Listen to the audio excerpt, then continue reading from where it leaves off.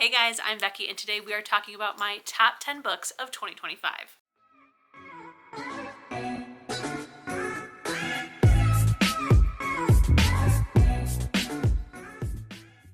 As usual, we will be starting at the bottom, talking about my 10th best book of the year and ending with my number one pick of 2025. So let's just jump right in with number 10. Coming in at number 10 is Butcher and Blackbird by Brynne Weaver. This book is about a male and female serial killer who kill other serial killers, and they agree to a yearly competition of who can kill the target first without being caught. And throughout this journey, they slowly start to fall for each other. This book is gory, it is smutty, it is dark, it's perfect. It's perfect.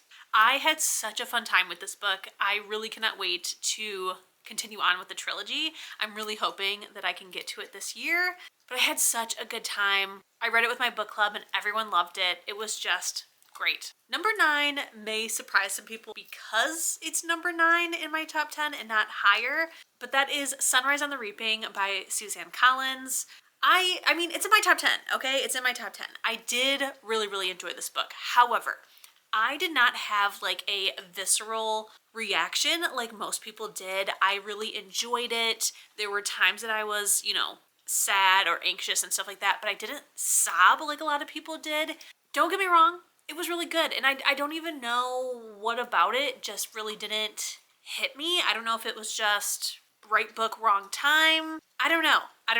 But I did enjoy it enough for it to be in my top 10. I just feel like the other books I liked a little bit more, so I'm sorry. And by the way, if you have no idea what this book is, then I don't think that this is the channel for you because you don't know anything about books. But this is the second prequel in the Hunger Games trilogy. It is following Haymitch, and again, really great. Can't wait for the movie, but it is number 9. Coming in at number 8 is Sisters in the Wind by Angeline Boulley. This book is technically a standalone, however, it is kind of the third book in a series that's not really a series by this author. Book 1 is The Firekeeper's Daughter, and I will say I have loved every book in this non-series series very much. I would say book 1 is still definitely my favorite so far, but this one comes in at a very close number 2. And I will say book 2, I definitely feel like you could totally read that as a standalone. You do not have to read The Firekeeper's Daughter to read it. It's just better if you read Firekeeper's Daughter and then Girl Unearthed, I believe is what it's called. However, I do not recommend that you read Sisters in the Wind without reading Firekeeper's Daughter because it will completely spoil everything. Like, they just go on a spoil fest of what happened in book 1. So if you have not read book 1 and you are interested in reading it, then read that first and then come and read this one. But I just found this book so intriguing. I really enjoyed the topic of the foster care system. I learned a lot, and I really don't think I would change a single thing. Coming in at number 7 is The Never List by Jade Presley. I could not believe how much I enjoyed this book. This book follows a girl whose sister goes missing, and the last time that she was seen, she went to this, it's not really a competition. There are 4 princes in this realm, and they are looking for their shared soulmate. All 4 of them will share the same girl. And so it's like kind of dangerous if you go to the like annual ball. I think it's annual, where they are, meeting people and trying to find their soulmate. But her sister goes. It is like a really good time if you can get a ticket. It's very ritzy and yada yada. So her sister goes and then she's never heard from again. So our main character decides to go to the next one to try and figure out what happened to her sister. And this world is definitely made up of a caste system. Her parents were like sent away to kind of like a working camp, and she assumes that they are possibly dead, but like she has no way of knowing, and she wonders like if her sister got caught sneaking into this party and that she kind of suffered the same fate. So she goes there, and it turns out that she might be their soulmate. So it's her kind of like going through the motions of possibly being their soulmate while also trying to keep secret what she's actually there for, because it could land her in, jail or worse. And I just found this book so refreshing and intriguing. I feel like I have not read a book like this, which was absolutely crazy, because I feel like, you know, what even is original anymore? I will say though, my only gripe with this book is the fact that it is publicized as a YA when this is so not a YA book because of the smutty content. Now, it's not like crazy. Like, if you are somebody who reads smutty romance, you'll be like, oh, this is nothing. But I just feel like to market it as YA is a little bit crazy. I feel like I've never read a YA book that goes this far in sexual content. So like on one hand, like I'm definitely, I mean, I'm a librarian. I do not believe in censorship. If a teen came to me and was like, where's this book? I would give it to him. However, I just feel like there is an issue with publicizing without warning. Yeah, but still read it. Absolutely great. Coming in at number 6 is The Love Hypothesis by Hazelwood. I am so surprised how much I like this book because of the trope that is featured in this book. So this book is about a girl who she believes that she is asexual and she dates this guy. There's no sparks or anything, and so they go their separate ways. No harm, no foul, still friends. Her best friend is kind of into this guy, but she doesn't want to break girl code. So in order for our main character to kind of like prove to her that she's over him, she decides to get a fake boyfriend. So she grabs the first guy that she sees and kisses him because her friend is like walking down the hallway to kind of like prove that she's moved on. And it ends up being a professor at the college. Now, that is the trope that I'm like, I don't usually like that, which is professor student.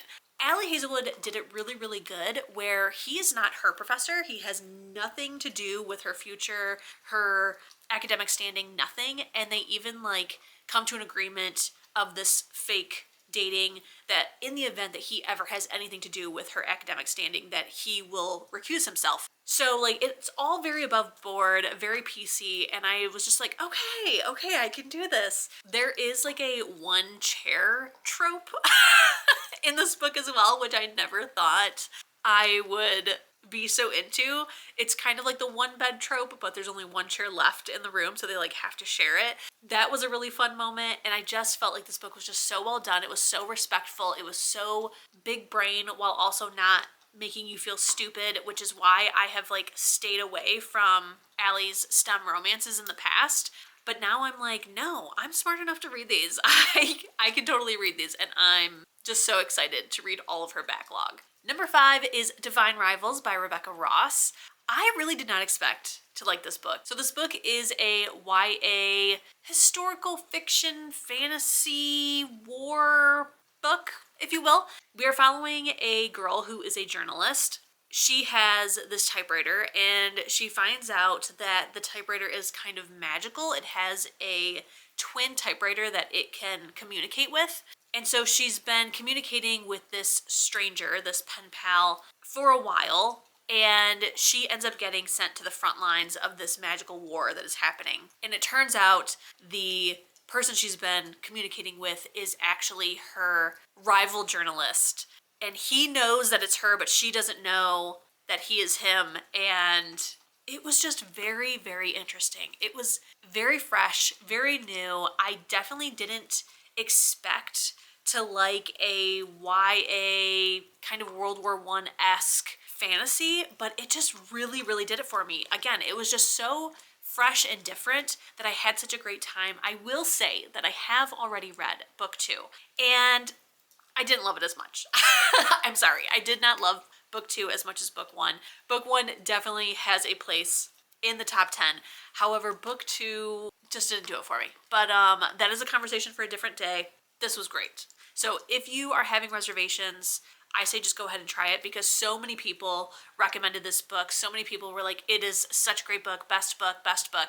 And I was like, I just don't know if I would like that. I don't think I'd be into that topic. But I decided to go ahead and try it. And lo and behold, it's for me. Number 4, I have gone back and forth on if it should actually be number 3. But we are deciding here and right now that it is, in fact, number 4. And that is Quicksilver by Callie Hart. In this book, we are following our main character who is in the bottom tier of the caste system. It is extremely impoverished. They are dying left and right because they do not have access to fresh water, food, or medical aid. And so the book starts out with her stealing something. And she ends up getting caught and finds herself transported into this magical Fey realm accidentally. And from there, she kind of unravels some conspiracies in her own world and finds out about this whole new realm. And I think that's really all I want to say. Like, I feel like this book is hard to explain what it's about, but I will say if you are a fan of ACOTAR, you very much need to read this book. I think this is like the closest book I have found to the same feelings I had when reading ACOTAR while not feeling like a copy. And I just need everyone to read it. Now, this book is ginormous. It is like 500 some pages, 600 some pages, but it's so worth it. I'm telling you, it is so worth it. And I cannot wait to read Brimstone. I know it has been out for quite a few months, but I'm waiting for either the ebook to come through from the library or the paperback copy to come out because I heavily annotated book one and I have the original paperback edition.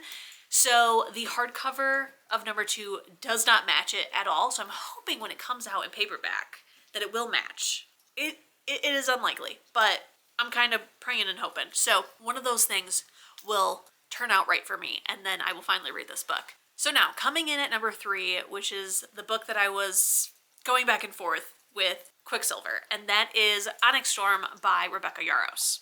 So this is the third book to Fourth Wing. The first book, Fourth Wing, devoured it. Absolutely love, no notes, just like a absolutely perfect novel. Me and my friends absolutely fangirled over it. You know, we're gonna read all the books together and, you know, this is our new personality. Iron Flame book 2 fell very flat. What the heck was that book? Honestly, what was that book? I do not know what Iron Flame was. Did I still give it 5 stars? Of course I did, because I'm a biased bitch.